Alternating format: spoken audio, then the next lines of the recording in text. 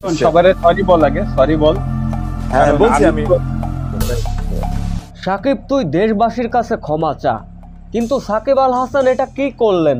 একসাথে সাকিব, মাশরাফি, তামিম ইকবাল লাইভে এসে একই বললেন, দেশের ছাত্র আন্দোলন নিয়ে যা ঘটে গেল তা আপনাদের সবারই জানা। কিন্তু তার সঙ্গে যোগ্য সঙ্গী দিয়েছিলেন মাশরাফি বিন মুর্তজা। এই দুই ক্রিকেটারের বাড়িঘর ভাঙচুর এবং পুড়িয়ে দেওয়া হয়েছে।